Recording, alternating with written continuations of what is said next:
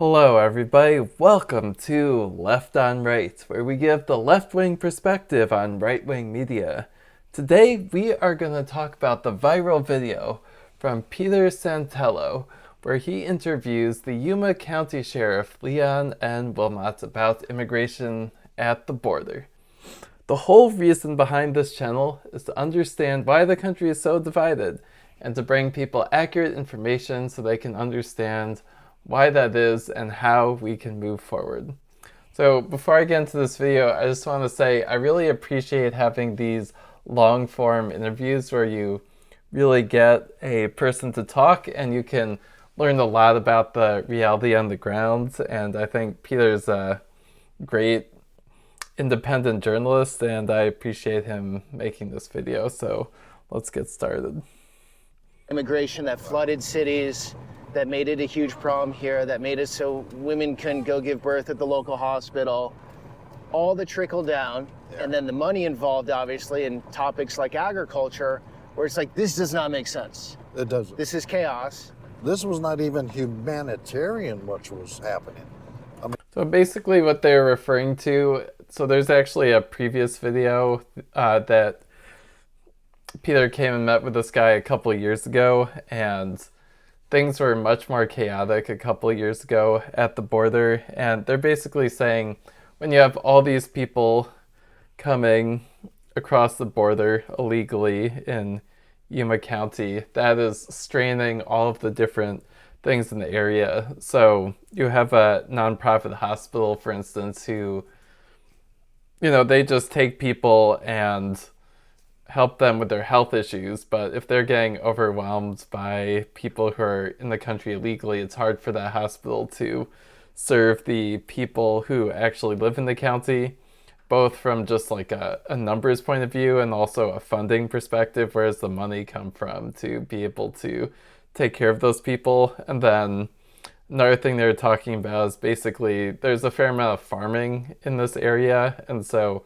if you have a lot of people coming through those farms, that can do damage to the farms. For instance, defecating in the farms, and they gotta just plow it out because it's a health concern. So there's really powerful forces at play when it comes to illegal immigration. I think just one of the things I want to do in this video is give people more context, and they do a good job of it, but it's also a long video. So the key thing that's happening is people can make a lot of money in the US. If you're making really low wages in a country like Honduras, if you come over to the US, your wages are a lot higher and you can send money back over to your family. And so that financial incentive is really the key driver for everything. And then all of these other industries pop up around this topic to try and address the issue, but that's really the core of what's going on here.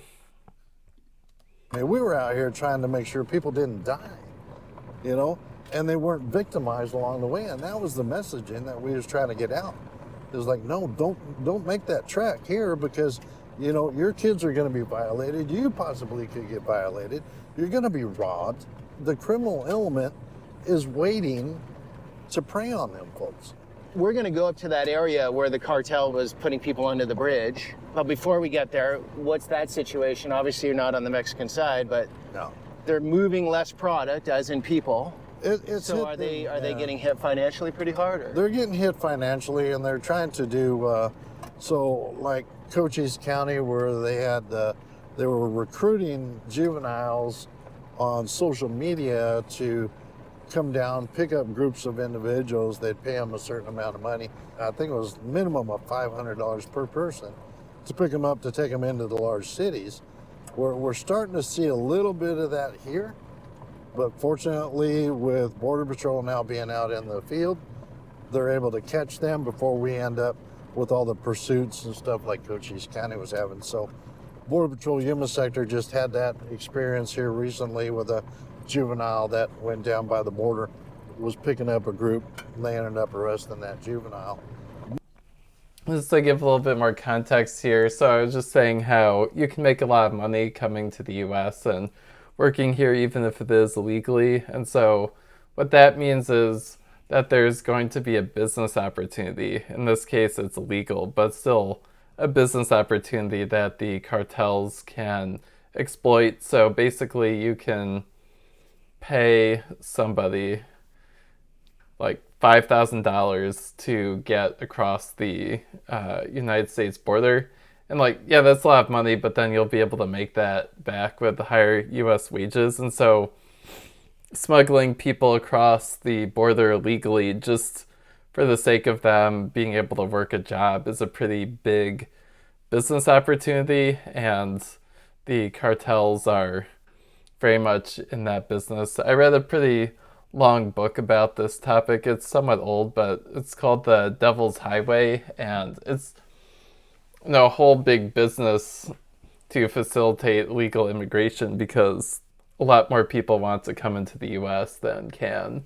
And, all the way there's a whole pipeline, very sophisticated. There's recruiting in small villages. There's people who, have safe houses across the journey. They talk about different ways you could get to the border. So you could just fly into the airport nearby and come. So there's a lot of different ways that could happen, but it's goes really deep. Basically, it's pretty amazing. But when there's money, industries, in this case illegal industries, human trafficking, sprout out as a result of it. Most of the time, a U.S. attorney wouldn't charge a juvenile for doing that type of activity. But now that the policies have changed, it doesn't matter whether you're an adult or a juvenile. If you get caught smuggling people or narcotics, you're going to get charged. We're still getting the smuggling of individuals through the remote desert, and that's kind of what we equated to the gotaways last time that you and I were out there. Was Border Patrol so tied up with dealing with the give-ups that they couldn't go out and try to track down the individuals being smuggled through the remote part of our desert. And that's where, unfortunately, the people are dying. So now, with Border Patrol out there, they're actually intercepting those smugglers and apprehending them and prosecuting them as well. Okay, yeah. And so it is... Just one thing that they expanded upon a lot in the previous video from a couple of years ago. So, it's pretty wild, but basically what happens is there's a really long section of border. And so what happens is you have these people who call themselves give-ups, and they just, come up to the border, call 911 on the cell phone and say, hey, we're here illegally, can you pick us up, Border Patrol? And then so the Border Patrol goes into the middle of nowhere, and they have limited resources. So they go process them, and then at the same time, the cartels are smuggling people at another location. So Border Patrol is basically being occupied by these give-ups, and it's a intentional strategy. And so, it's like pretty wild, but it's predictable. And so when you're stretching the Border Patrol resources thin, you get bad outcomes where Border Patrol is not able to address the more serious situations. So there's like a fair amount of surveillance along the border walls and so on, but they can't address everything if you have people giving themselves up in remote areas. And then the other thing is there's a big humanitarian issue. So if someone gives themselves up in the middle of the desert without very much clothes or water, cartel basically just put them there. Those people could die, and so the Border Patrol doesn't want those people to die, and so they got to go out there and get them, but then that strains their resources to address other issues. It is a bit complicated for people that aren't down here dealing with this every day. Right. But you had the give-ups. They would come across the border and be processed by Customs Border Protection and absorbed into the interior of the country. Correct. And so buses, planes, a lot went to New York, Chicago, California. Wisconsin, those places. So what was happening, guys, is the migrants were coming over and actually giving themselves up, wanting to be caught, because they were in. They all claimed asylum. Nobody knows for sure, but all the research I've done, all the people I know that know this topic very well said 1 in 10 were legitimate asylum claims. And we've heard that from not only the previous administration, but this one. Okay. So I think, I mean, that's an interesting point. I'm not actually super sure how accurate that number is. So if you go back to Peter's previous video, he uses the number like 20 or 30%. And so this is pretty hotly debated. It's part of the problem is it's really hard to estimate what the true percentage is of people who have valid claims, because there's a lot of different ways that claims can manifest themselves. But I think regardless, it's pretty clear on the face of it that the asylum process is broken currently, and people know that and are going to abuse it.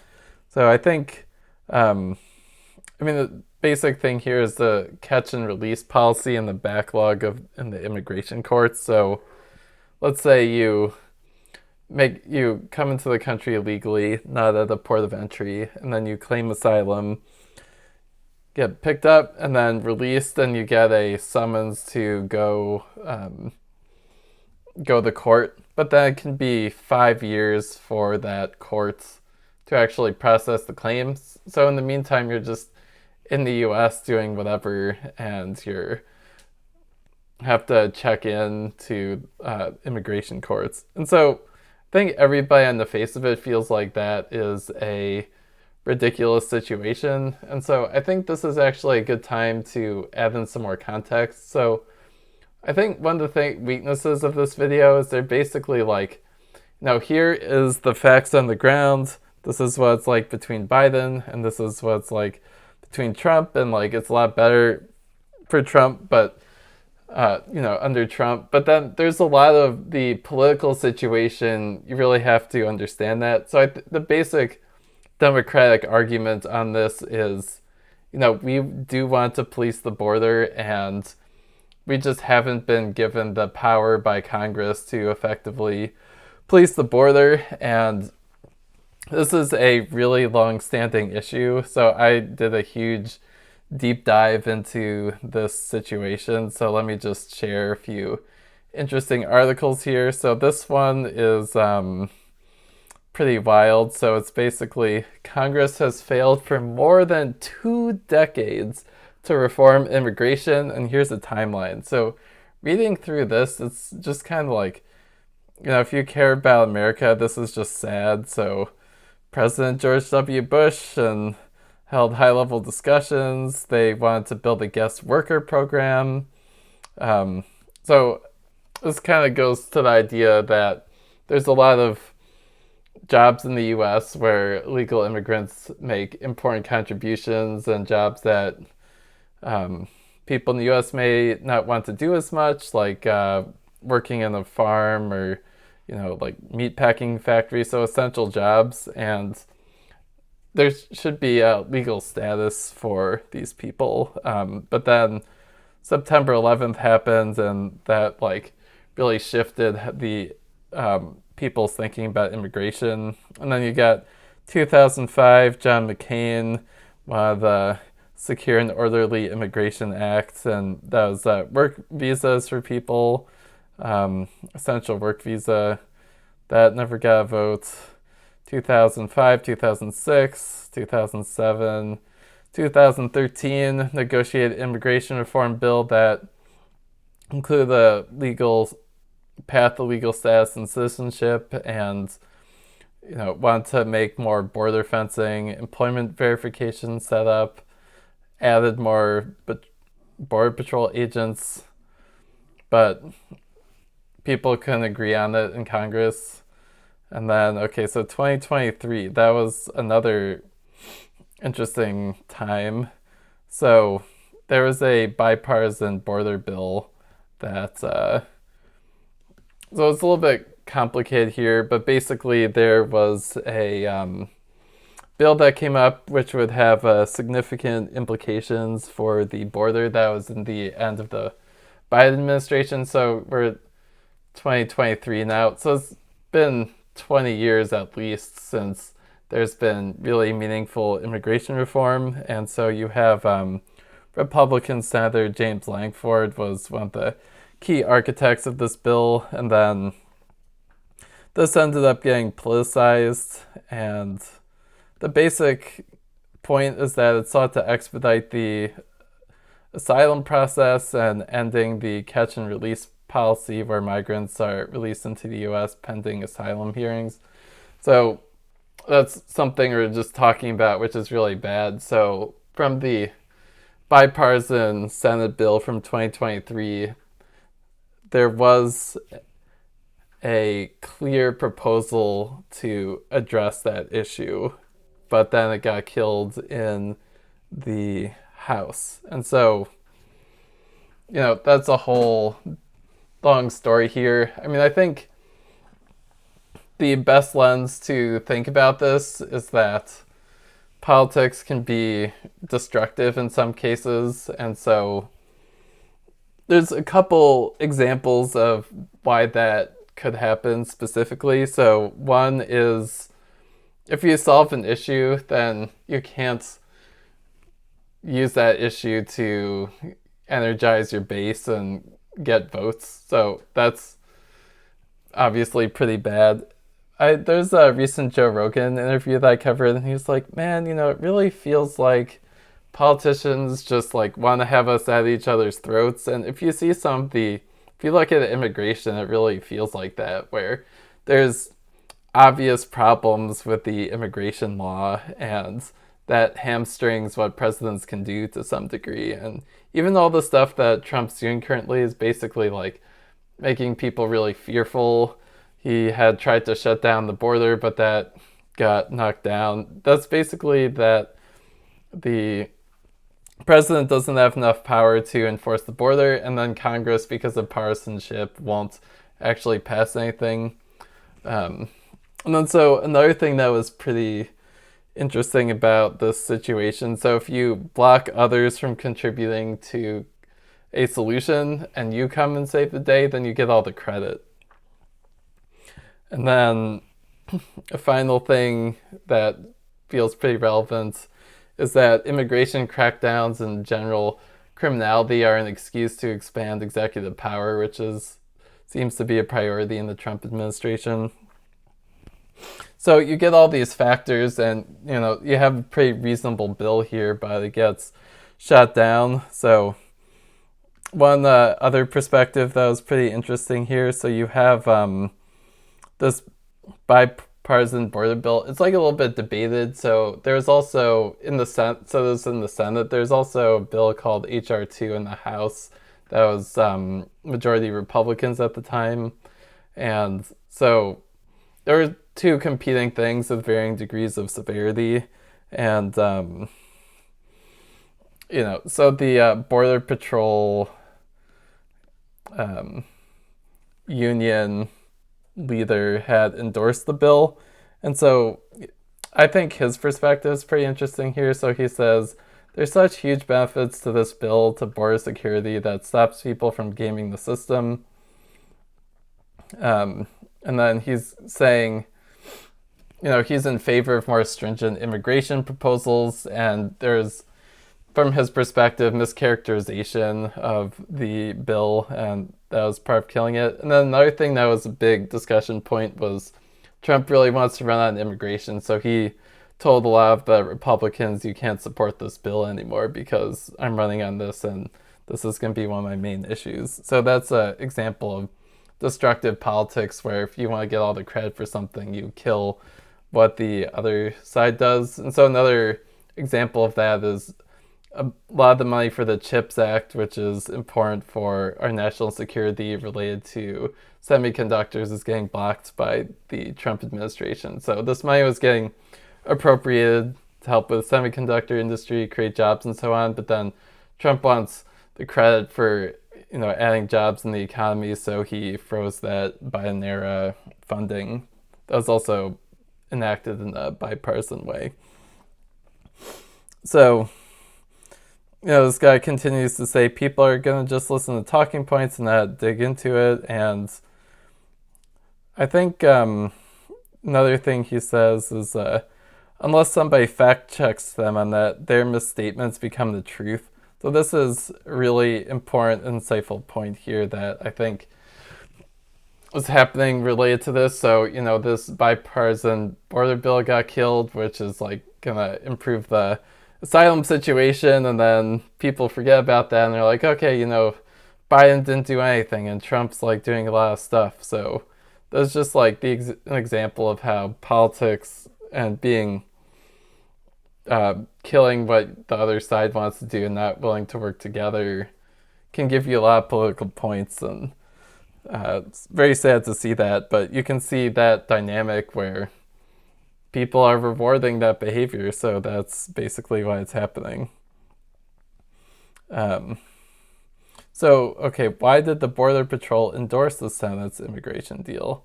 So one of the core problems behind the system's dysfunction. And so you have to eliminate the ability for anyone crossing the border to claim asylum with the expectation of getting lost in the judicial backlog awaiting a distant court date. So obviously that doesn't make a lot of sense. We should fix that. This issue has been present for many years. People have known it's an issue, but Congress has failed to act because of partisanship. So this basically raises the bar, raise the bar to levels similar to what Trump had tried to do with executive order in his first term. So it increases the threshold for credible fear. So that's something Trump wanted. And then, all right, so there's a lot of detail here, but so another thing that's important, so there's increased border emergency authority. So if there are a certain number of encounters with illegal immigrants, 4,000's average over 7 days or 8,500 in a single day, then the president can declare an emergency and shut down the border. The judge makes this point. The status quo normalizes that as many people can cross as they want. And so our current laws have zero cap on how many illegal entries can take place on a certain day and zero authority to trigger an emergency. So, and then he also makes the point that the numbers of people being apprehended at the border are similar to the numbers that are being seen that would be in the bill. And so this would give Biden the ability to shut down the border. So, seeing all this, it seems pretty sad because basically we need to expand the ability of the government to effectively police our border, and all these bills which suggest reasonable ideas and endorsed by the originally by bipartisan group in the Senate, and then also the Border Protection Union just get killed, and we just get this problem and we're at each other's throats. So that's very sad. All right, let's get back into the video. That number's confirmed. 1 in 10 was legitimate. Right. So most were economic migrants saying, I live in Honduras, I'm making $6,000 a year. I can live in America and make $38,000 a year. Why am I not going to do this? If I just walk over the border, they take me in. Right. So it was an incentive to come here. Right. And then the gotaways are the ones that know they will be sent back because they have a criminal record, right? Or they're from Mexico. There was an other than Mexico policy. Mexicans couldn't just come over. Correct. And absorb into the country. They were sent back. They were sent back. So they were repatriated. Repatriated, yeah. There's sort of two groups, the gotaways and the give-ups. And now the give-ups, that door's been closed. The cartel can't set them up at a gap in the wall up here and send them over and we're going to take them in. They're getting repatriated immediately, right? Right, yeah. Okay. It's complicated, and so it is. And it gets pulled apart. Whatever side someone's on, the information gets cherry-picked, right. And then you make your case. Right. And the story we're not getting today is the migrant story. Like we're not meeting up with a migrant, and there's a perspective on that story too, right? Well, you know, all the ones that I talked to, whenever we would run into them down here, the majority of the folks that were coming here, when you talk to them, they weren't fleeing violence. They wanted a better way of life and to be able to make money to help their families out and back home. And that is not a legitimate asylum claim. Yeah. And so they're basically making the point of the economic migrant, and I mean, it's hard to know what the percentage of legitimate asylum claims is, but either way, it's clear that loophole needs to be closed, and there's been multiple proposals over the year to close it, but it hasn't gotten passed. And just one other thing I was going to bring up here, so one of the other aspects of this that's made it complicated in Congress is there's like a bunch of issues, and so people have been reluctant to address things one at a time. So something that's more of a Democratic priority is, let's say someone's been in this country illegally for 20 years, you know, like, are we going to treat that person the same as somebody who's been in the country for 1 year? So someone who's been in the country 20 years, you know, they're like on the business, they're lived the majority of their life here, maybe they were brought here as a child. It feels like the compassionate thing to do is to provide a path to citizenship for them. So that's like one side of the thing. And then the other side is you have like asylum system is pretty broken. And so for a while, the attempts at bipartisan legislation were trying to address both of those things at once. And Democrats are basically saying, well, you know, we want to treat the people who've been here a long time more compassionately and give them some type of path to citizenship.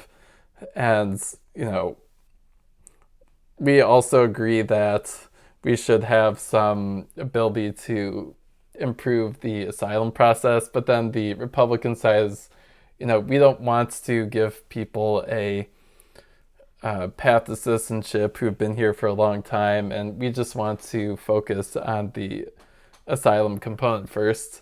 And so that was one of the things that was blocking the bipartisan effort for a while. But then, because immigration has become a bigger and bigger issue, the most recent bipartisan bill didn't include anything about protecting the people who've been here in the country for a long time. So that was a pretty major concession from the Democrats on that. And I mean, their feeling is like, if we just make this asylum improvement, we don't have any leverage to also protect the people who've been here a long time. And so, but they made that concession, but it still didn't get through. And so that's very unfortunate, but that is the reality of what happened. And that's what they wanted, was to come here. They knew it was an open door, because once one person comes across, if they're able to do that and they see there's no consequence, and then you're given a plane ticket to go to wherever you want to go in the U.S., that word travels fast. Now, if you were from Mexico and you were caught, you'd be sent back right away. That's why we were picking up a lot of the passports and the identification cards last time, is because those individuals had already left the country of violence, and Mexico was allowing them to live and work in Mexico. So if that individual, no matter what country they were from, actually possessed that identification when they were a give up here, they would have been sent back into Mexico as well, because they've already fled that country of violence, and they were allowed to live and work in Mexico. So that's why they were given a different name, different date of birth when they were a give up, so that it can be tracked down and be sent back. It's another interesting point. So let's say you're in Honduras and you're fleeing violence from there. Which country are you going to claim asylum in? So the United States is basically saying you need to claim asylum in the first country you enter, and need to spread the burden of dealing with asylum claims across countries. And the Americas. And so, yeah, I mean, that is definitely an interesting point there. The U.S. is significantly safer than Mexico, for instance, in terms of the gang situation. So it's not the most humanitarian option. However, the U.S. can't also handle all the problems in South America. So a lot of it was financial. There are some down here that we did see, that had legitimate concerns. And those are the ones that needed to go to the port of entry to do that paperwork right then and there. So we're actually meeting up here, a guy that was in Customs Border Protection but retired. Yeah, Hector's gonna meet us right here. Remember, we had the cover here, the dumpsters. That's right. That's all gone now because there is no more really that much activity. So just what he was referencing there was in the previous video, they didn't want people to die of heat exhaustion, so they had a tent there so that people who are in the heat, it can get really hot there, like 110 plus. So, they had a tent there that would help people out, so they wouldn't die of heat exhaustion. So yeah, I mean, there's this is a pretty long video interview here. So I wanted to jump to one thing which I thought was kind of interesting and worth thinking about a bit. So I think this Peter's pretty nonpartisan in general, but then he does seem to be consuming a lot of right-wing media. So is this part where he's basically talking about color blindness, and I just want to give some perspective on that. You notice that? It's a shame. Well, there's this battle between color blindness, which is the MLK vision, content of character, not color of skin. Right, exactly. And then there's identity politics on the other side, which it's all about the color of your skin and your identity. And you have to identify with your group. And we have to pit groups against one another. And it's used as division. And I'm sure there's a lot of people that are in the major metropolitan areas, but rural communities, we all work together. As far as the identity politics thing, I mean, this is a very partisan description of the situation. So, I mean, I don't think anybody wants to deal with bias or racism, but then people's experiences that they're treated differently because of their skin color and so on. And so, color blindness isn't going to eliminate that.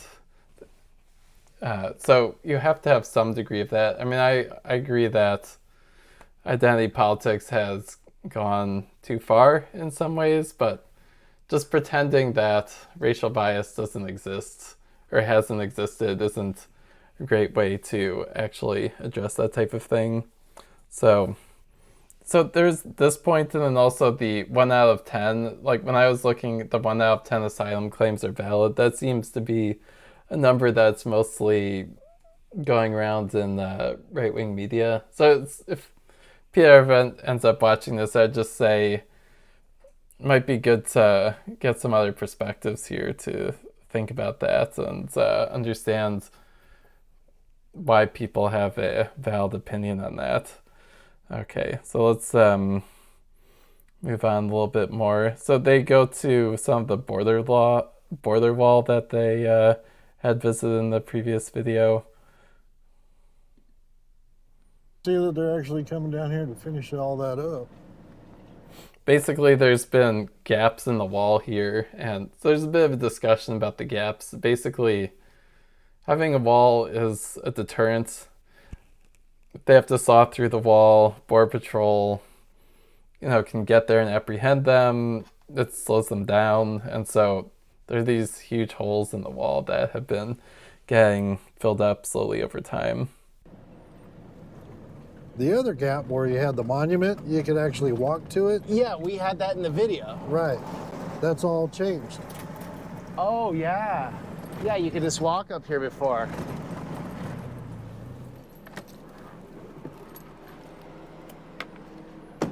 Yeah, this is an interesting part of the border, guys, because you can see so much. What are we looking at, Sheriff? 30 miles that way? It's 20 miles to San Luis from right here. And then how far to those mountains? It's another 20 miles to the mountains up there. So Okay. This is that stretch that I took you on before, where about 10 miles, we ran into that group from India. That's right. That was abandoned by the cartels back in here. This was one of our smuggling routes that we were having a lot of problems with. You had a pathway Yep. that came up because the cartel, and you're right there at Highway 2 in Mexico. So the cartels would all sit down there in those buildings during the day, and then at night they would bring them up and then walk up because this was all open. But now they've changed it. So that's right. The border marker, I have it in the last video and I went right up to it. Yeah. Okay, but you said this is Biden wall. Yeah, Biden put this part up. I understood what you said earlier. Biden put it up near the agriculture because it was posing a problem with the farmers, but he actually was putting up wall in the middle of nowhere too? Right here. Okay, so why did we not hear anything about that? I don't know. So they were caring a bit about the border, fair to say? A bit, yeah. A bit. Because we exposed this is part of it. And when you're talking about cartels exploiting a weakness and then people dying, that's not a good message. Okay, so that's a story that's new to me today, is that Biden was putting up wall. Yeah. And so it turned so political that for his party, it would have been looked at as a weakness maybe. And then the Republicans. One other thing that just kind of going back, when Trump was originally talking about building the wall, there was a really big opposition to it, like, oh, this is too expensive. But I mean, when you see the reality on the ground, it was really foolish for Democrats to oppose building more wall. You know, I mean, it's a long border, but like, you gotta close the gaps that at least slows people down. I mean, there's also tunnels and people overstaying their visas, but you know, once you have a wall there, you just need to patch it up if someone breaks through. Maybe you put cameras, you get more early warning systems, that type of thing. So, you know, it's definitely true that the Democrats opposed the wall, and I bought into some of those arguments, and since then I've been convinced that, you know, it's expensive now, but like, it's a big problem, so let's just like build the wall and get it over with. It didn't need to become so outrageously political. Republicans wouldn't want to show it because it would show, well, he's actually putting up wall and that's what we want to do. So that's not good for us. Part of your politics, Yeah. you know. Okay. But, you know, when you got, well, what I tell you, in 2022, there was 70 in 1 year that died out here. 70. 70 Died in out here. 2022. And then over 35 in 2023. Yeah, in that Indian family that just got off the plane, that just looked like they got out of the mall. Yeah. They weren't going to make the night out there in the clothes they had. They didn't have anything on them. Because it was cold at that time. And you're talking 35, 40 miles to go from here up to anything where civilization would be. And you're going right through a bombing range. So you got military. This is all Barium Goldwater bombing range. So the military's out here training all the time. So you got troops on the ground, they're doing live fire. You've got aircraft doing live fire. The cartel doesn't care. They got their money. Here you go, you're in the U.S. Go that way. Yeah. And you don't need but a gallon of water, you'll be okay. Is it good to have Trevette back? So, I mean, yeah, this is pretty interesting situation here. Thought I'd share. I mean, I think, you know, in this video, they point out a bunch of places where things are a lot better under the Trump administration. I think the key component of that is basically the tone that the administration takes has a really important impact on the day-to-day here. So having a aggressive tone, like you're not allowed to come to this country, and like making a big deal of that politically, and having some shows of force in practice has reduced the amount of people coming over the border, or the number of border encounters, by huge amounts with relatively little effort. And so that's something that worked well from the Trump approach to doing things, and but on the other hand, you see that, but both Biden and Trump have been building wall here. There's a humanitarian crisis, as you know, the cartels, they get their money once they drop you off to the border, basically, and if people die in the middle of the desert, it's not really something that they care about. I mean, it's sick, but that is unfortunately the situation you get when you have this illegal trade of people. And also, if the cartels are using people dropped off in the middle of nowhere as a distraction for border patrol, then they don't really care that much about those people. And so the fact that the government was able to address this to some degree was a important improvement here. So I also appreciate that Peter is able to kind of like share some other nuanced stuff that you might not see covered widely. So I just want to talk a little bit more about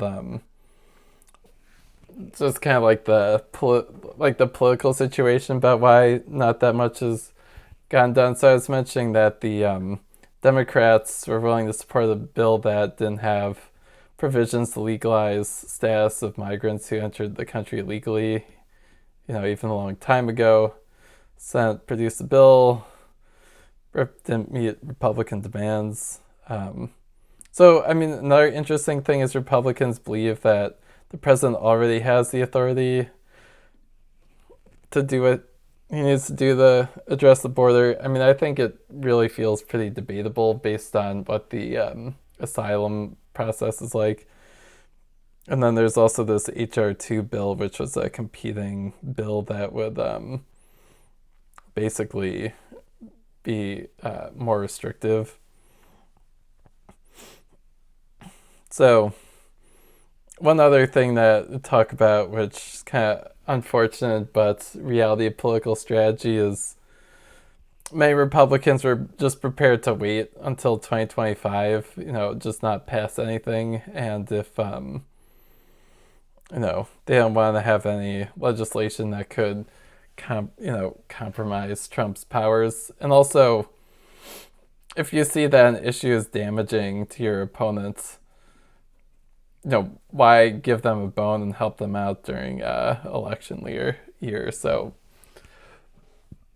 to some degree, this is speculation, but I feel like it's pretty obvious based on what the discussion is here. So one thing I just want to conclude. So I've been talking a lot about the Abrego Garcia case and using the Alien Enemies Act to deport someone to a maximum security prison, and how it's important that the government follow the law. But then I also want to represent the opposite side of the debate in as strong a way as possible, and I thought this video would be good to do that. So the opposite side of the argument is we've got this really big problem at the border.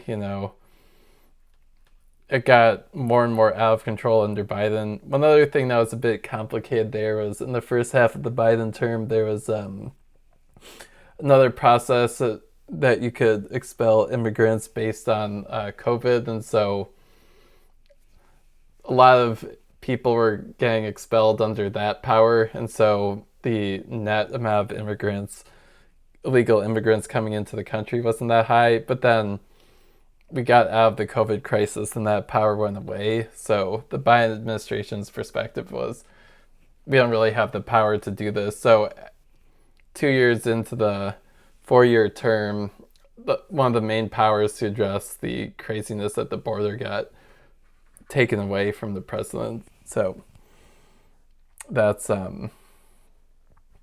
part of the reason that the bill came up so late in Biden's presidency. And you see it still got shut down due to political reasons. So, I hope this was interesting. I thought this video was really good, just giving you a boots on the ground view of the situation. But then a lot of the reasons that things are the way they are has to do with the political situation and the lack of the ability of Democrats and Republicans to just make some forward progress, even if it's not what everybody wants, and also like being able to run and take credit. So the Democratic position, in addition to the Republican position, is that there's a big problem here, but through negative partisanship and like really strong media, Republicans have convinced a lot of the people in the U.S. that Democrats don't want to address the border crisis, which I don't think is a fair assessment. But it's also true that Biden didn't aggressively address this situation. And so Joe Rogan basically said Democrats really should not downplay immigration as being a major issue. And I think this video and the previous video, which showed what was happening a couple of years ago, really highlight how crazy it had been and how there have been some improvements, but they're still not permanent. And so anyways, I hope that you thought that was interesting and this is a good companion to the Peter Santello videos. And if you like this, please give me a thumbs up, share this video with your friends, and subscribe. So thank you very much for listening to Left on Right, and I will see you next time.